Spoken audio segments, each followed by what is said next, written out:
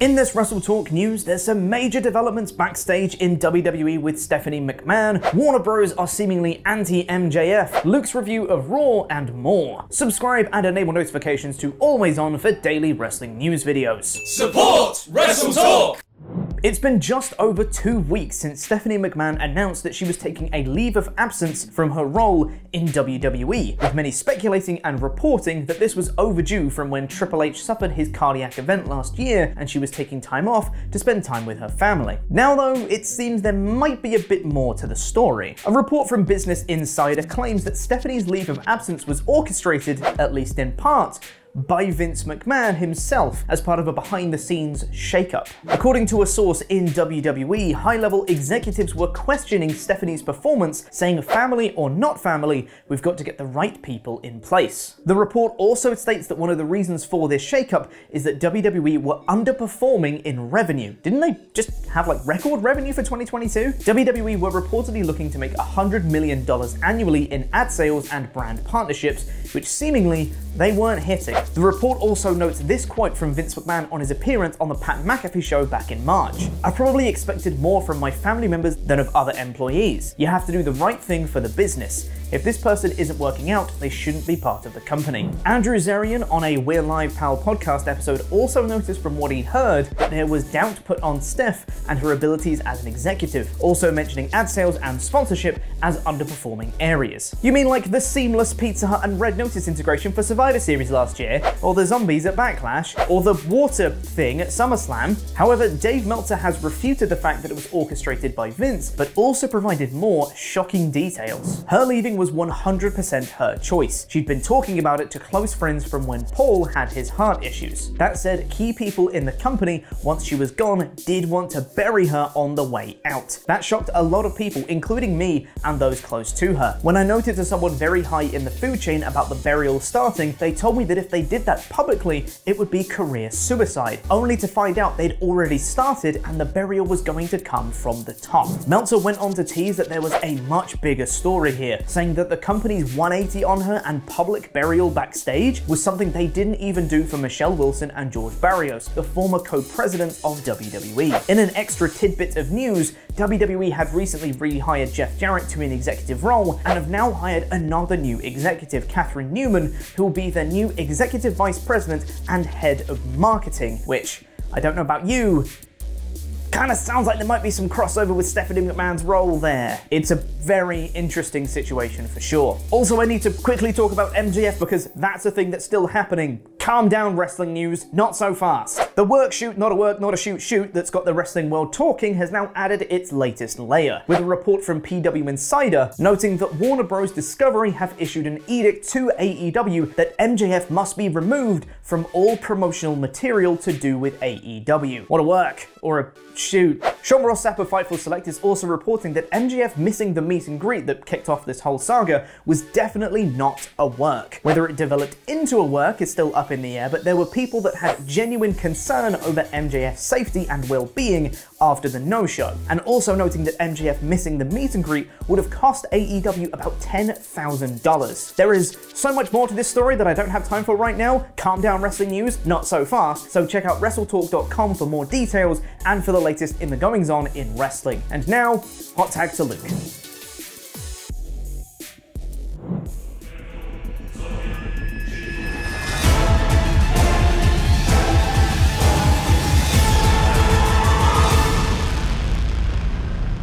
Thank you for your support on Patreon, Angelic Angelo Mercado, and Spider-Man's greatest villain, Dr. Dark 7. And now it's time for my review of Monday Night Raw, aka Holy crap, Cody is injured and we have no other top babyfaces, quickly book any old random stuff! In about 5 minutes. The reason for all of this panic booking, Cody Rhodes opened the show to address his injuries after several video packages and recaps, meaning that nearly 10 minutes had passed before anything actually happened on Raw. Good job, WWE. He did his usual cry-face promo and hinted that he might still be in Money in the Bank. You're gonna win it like Brock did that one time. And Seth Rollins came down to shake his hand and draw a line under that feud, and then attacked him on the ramp, so this feud must continue. Which means that Cody's first feud when he comes back will be against the man he's beaten 3 pay-per-views in a row. It was a really effective angle for sure, but man am I ready to see Cody Rhodes do anything else in WWE. Following their altercation on a previous episode of Raw, Becky Lynch took on Dana Brooke, who won the 24/7 title in the middle of their match, so Lynch challenged her for that belt. Oh no! Asuka distracted Becky during what is probably the most competitive 24/7 championship match in history, and Dana Brooke pinned Lynch with some assistance. If you'd predicted that Becky Lynch would be pinned by Dana Brooke to retain the 24/7 championship, you would have won our wacky 2022 predictions over on the WrestleTalk podcast channel. And speaking of stepping down the card, Riddle got involved in a Miz TV segment. Right, I'm just going to recap this in the order of things happened. Miz and Maurice plugged Miz and Mrs. It's the same promo you see every time there's a new season of that show. Riddle came out to challenge Roman Reigns to a Universal Championship match. They talked about Miz's balls. Maurice suggested a match. Miz said no. Ciampa attacked Riddle, then Thanos'd away. Miz then accepted and wrestled a match in a tuxedo, which he lost because Riddle pulled his trousers down and hit an RKO. Well, that sure was wacky, and really quite undermined the importance of Riddle challenging Roman Reigns to the company's top title. Made even weirder when the Usos were in the very next segment, facing the Street Profits in a championship contenders match. As you would expect, this was an incredibly fun match, but also predictably featured a lame finish, a countout, meaning the Street Profits will face the Usos for the unified titles at some point down the line. Look, I am all for the Usos wrestling someone other than Riddle, so this is a thumbs up. Bobby Lashley had a segment with Austin Theory where he made it clear that when he lifted that replica WWE Championship at Hell in a Cell, he meant he was going after Theory's United States Championship. Yep. Sure, that was always the plan. And then Rey Mysterio caused a DQ in a match between Dominic and Veer Mahaan. But then came the oddest and most panicked book segment of the entire night. Visit WrestleShop.com every day for the most stupendous in wrestling merchandise. WrestleShop.com.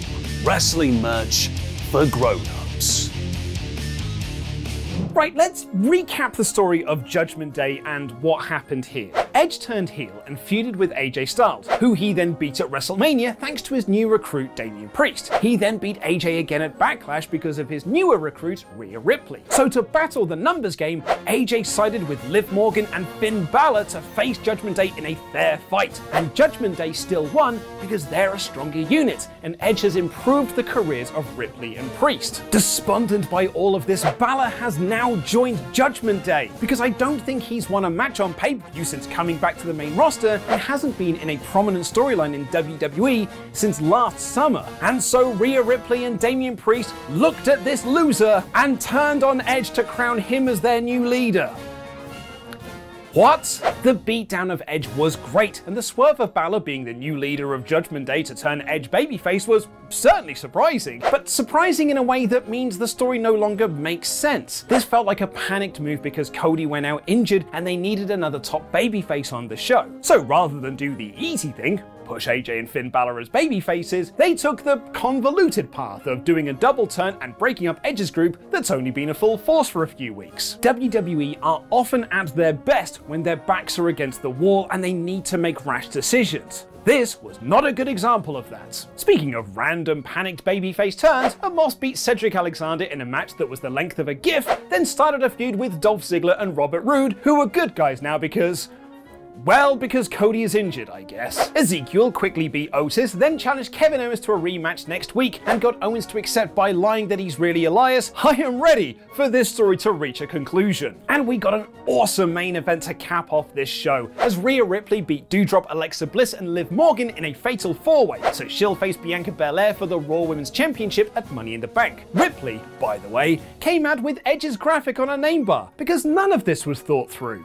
Still, the match was ace, and Rhea going after Belair with the backing of Judgment Day 2000 should be a lot of fun. This sure was a wacky episode of Raw, but I don't think everything stuck the landing. However, going by some of the feedback I've seen online, I think I am in the minority here, but I thought this was a pretty lousy episode of Raw that either carried on what came before it, started something less good, or just randomly dropped storylines in favor of new bad ones. With that said, most of the wrestling was really good. This week's episode of Raw is 3 out of 5. No new wrestlers joined Judgment Day. No titles changed hands. Barely any titles were even on the line. Ezekiel was not revealed to be Elias. So how did I enjoy this premium live event so much? It's been a long road that's taken him to hell and back. But Cody Rhodes is now a 100% unequivocal top babyface again.